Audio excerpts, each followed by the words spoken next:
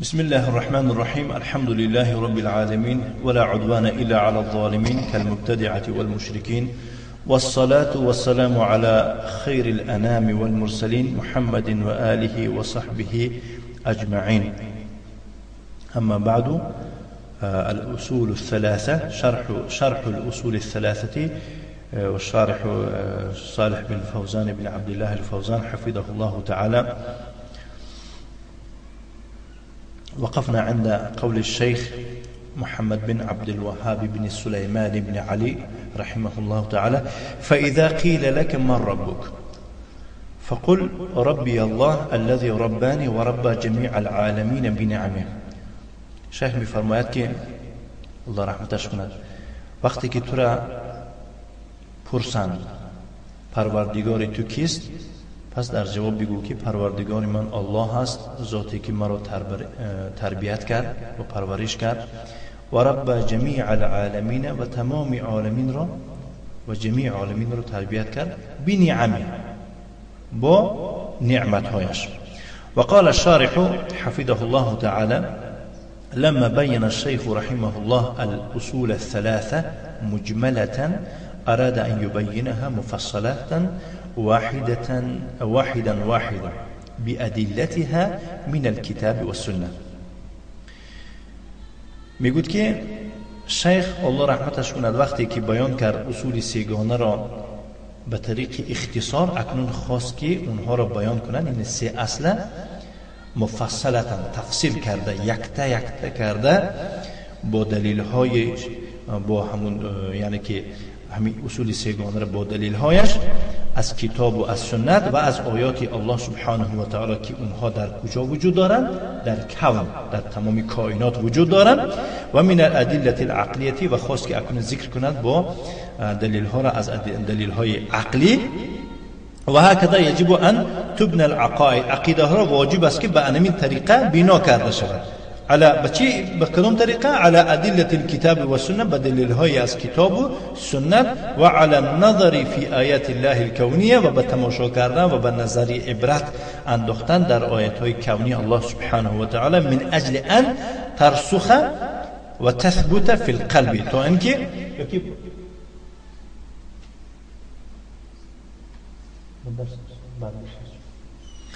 به خاطر آن که چی شود؟ استوار شود، ترسخه محمل کرده شود و مستحکم شود در قلب هر کدام ایمان شما، و تزول جمیع الشبه ها از قلب ایمان شما، یعنی که دفع شود، رود، ترسخه استوار شود، عقیده رو گشوده است، عقیده استوار شود. و اما العقائد المبنیه على الشبهات و علی الشکوک، اما عقیده هایی که بنابر یا که پیدا شدگی هستند، بنا شدگی هستند در اساس شبهه ها و شک ها، و علی اقوال الناس، و که به قول مردم این شبهه ها در قلب من شما به وجود آمدن، و تقلید الاعمى، اما از پس کسی کورکورانه رفتن، فانها عقائد زائله، اینها هم عقیده هستند، ولی اینها عقیده های به مانند سایه رونده هستند، لا تثبتوا، مستحکم نمیستند، و هی عرضه للنقض و عرضه للابطال، اینها دوچاری شکست هستن. امروز نشکنندم اگر میشه دوچار، عرضه گفته دوچاری شکست هستن اینها، و دوچاری باطل شوی، ویرون شوی هستن. اینها هم یک ظاهرا زیبا میتونه بونه، باطنا ویرونه. فلا تثبت العقيدة ولا سائر الأحكام الشرعية إلا بأدلة الكتاب والسنة. عقیده مستحکم نمی ایستد و نه، و همچنین میگو دیگر میگو سایر احکام شریعت مگر با دلیل از کتاب الله قرآن و سنت پیامبر و با دلیل های عقلی المسلمه، دلیل های عقلی که مسلمه تنج باشن، از اولودی بدعت و از خرافات تازه باشن. ولهذا أكثر الشيخ رحمه الله تعالى من سياق الأدلة على هذه الأصول الثلاثة. برای خاطر همین است که شیخ محمد بن عبد الوهاب بن سليمان بن علي الله را رحمتش کند چیکار کرده است؟ ذکری بسیار کرده است از آوردن دلیل ها، از آوردن دلیل ها على هذه الأصول الثلاثة در اطراف این سه اصل. فلا يمر أصل منها إلا وقد دعمه بالأدلة والبراهين اليقينية التي تطرد الشكوك والاهواء و ترسخ العقیده، ترسخ میشه و ترسخ العقیده فی القلب. مرور نمیکنه یگان اصل از این سه اصل. یعنی کدوم اصل نگه؟ خواه اصل درباره شناختن الله باشه، خواه اصل درباره شناختن دین اسلام باشه، خواه اصل درباره چی؟ شناختن پیامبر صلی الله علیه و آله و سلم باشه. الا وقد دعم، مگر چیکار کرده است؟ به تحقیق دعم او را شیخ چیکار کرد؟ دعمه، همون اصلی ذکر کردگیش چیکار کرده است؟ دعمه، استوار کرده است، مستحکم کردگی است با دلیل ها و با حجت های یقینیه که تمام این حجت و دلیل ها رد میکند، سر میکند شک را و خواهشات نفسانی را، و تمام این دلیل ها عقیده را در قلب چی میکند؟ ترسخ و استوار و مستحکم، ترسخ و استوار میشود، ترسخ و استوار میکند. قوله رحمه الله، قول خود صاحب متن این است که فاذا قیل لك، چون تو را گویند ای سئلت من ربک، یعنی تو را پرسند که پروردگاری تو کیست، و هذا سؤال وارد، این سؤالی وارد شونده است، ستسأل عنه فی الدنیا والآخرة، تو را از این در دنیا آخرت میپرسند، فلا بد ان تعرف ربک عز وجل، باید که تو پروردگار عز وجل بشناسی، و ان تجیب بجواب صحیح، باید که تو این به جواب صحیح درست جواب دادن در کاره، مبنی علی الیقین و البرهان، جواب تو بنا شده بر یقین باشد و به حجت و دلیل باید باشد.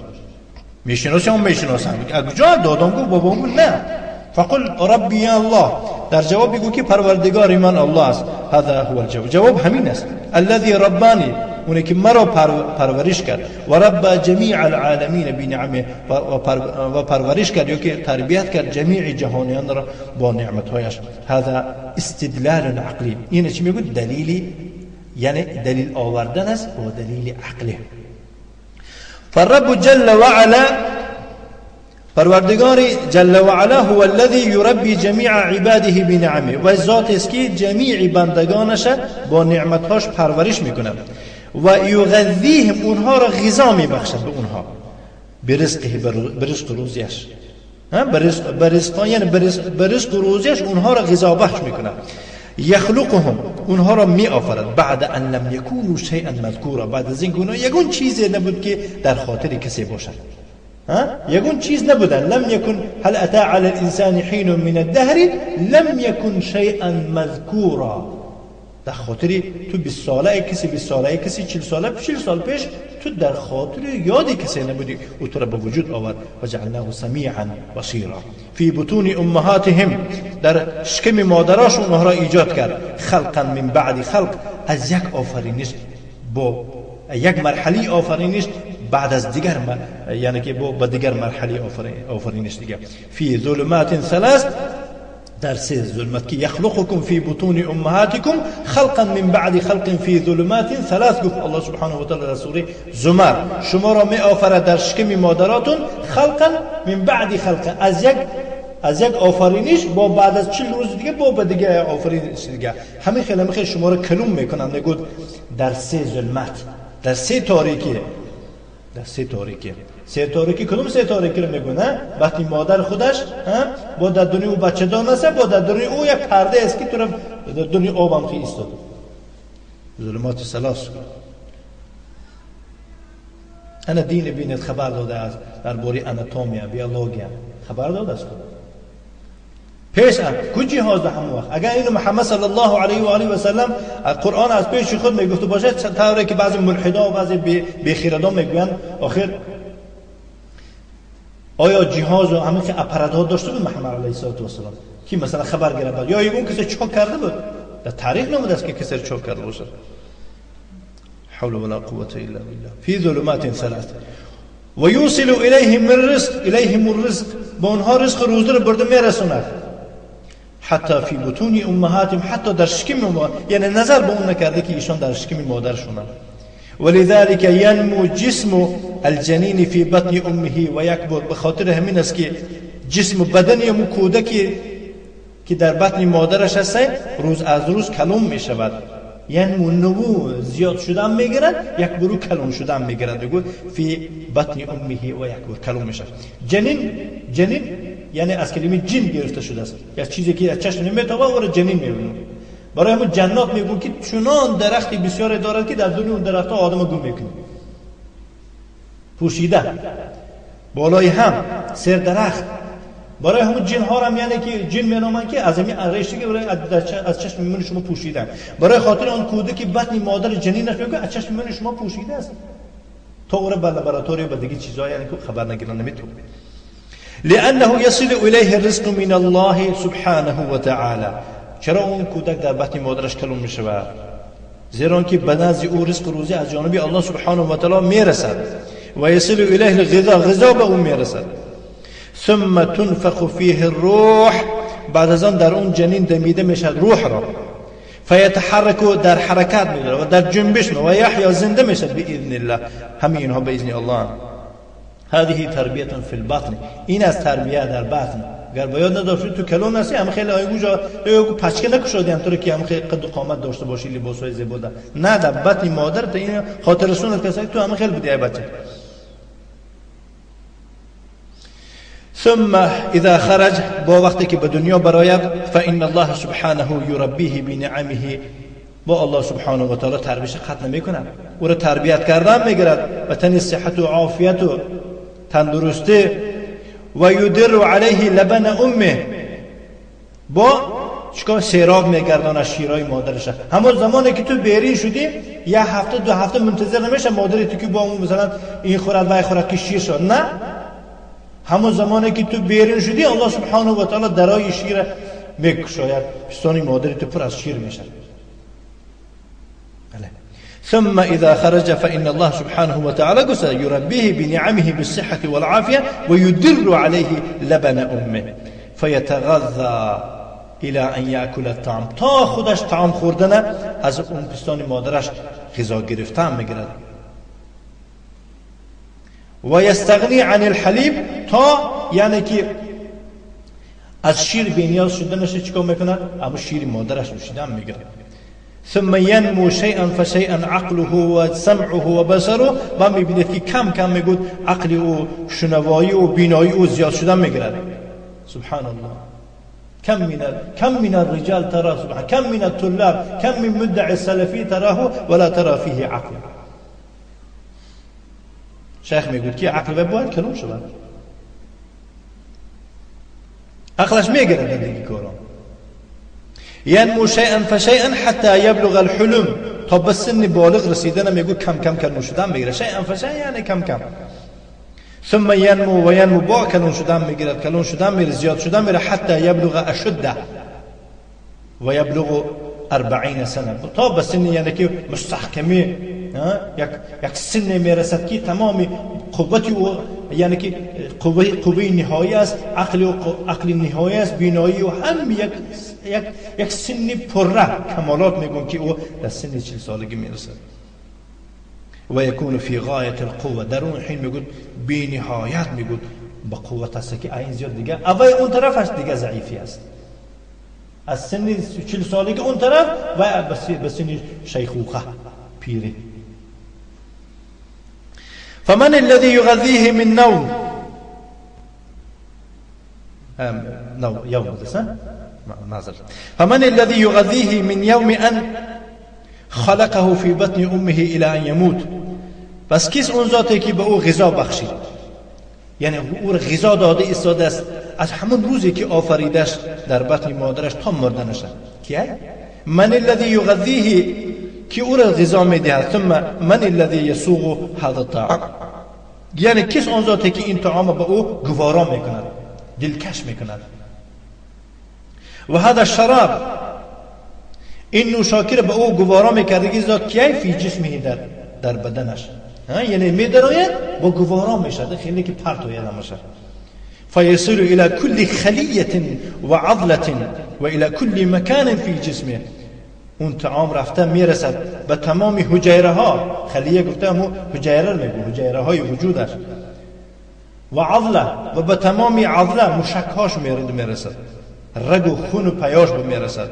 و الى کل مکان فی جسم و تمام مکان یگون جسمی او یعنی که نیست که از همون خوراکی خوردگیش بهره بر نشه. سر شما در میکنه، سر شما در میکنه، شما یک تبلت میخورید یا دارو میخورید، دارو کجا میره؟ در معده شما میره، سر شما در بالاه. سبحان الله، سر شما در بالا هست و طعام بالا نمیره، پایان میره. از اونجا کیست اون ذاتی که به طریقی که مثلا خودش میدونست که به طریق رفته یعنی که درد سر شما رو خاموش میکنه. حول ولا قوة. کیا گفت سوداست؟ من الذي یشهی الیه الطعام و الشراب، کی ذاتی که به اون انسان یا که به تو طعام و شراب اشتها دار میکنه، اپتیتی تو را یعنی که خوشرو میکردگی ذات کیه؟ اشتهامند میکنه. من الذي یصرفه و یخرج منه ضرره، کس آن ذاتی که از او باز میدارد، از او میبرد ضررش را.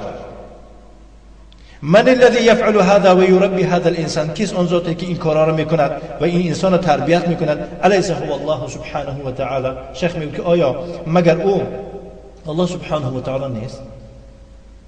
هذا هو الرب، انا همون از پروردگاری که سبحانه و تعالی الذي يربي، ذاتی که تربیت میکند. هو الذي ربانی و رب جميع العالمین بنعمه، انا همون از جواب ذاتی که یعنی که مرا تربیت کرد و تربیت کرد جمیع جهانیان را با نعمتهایش.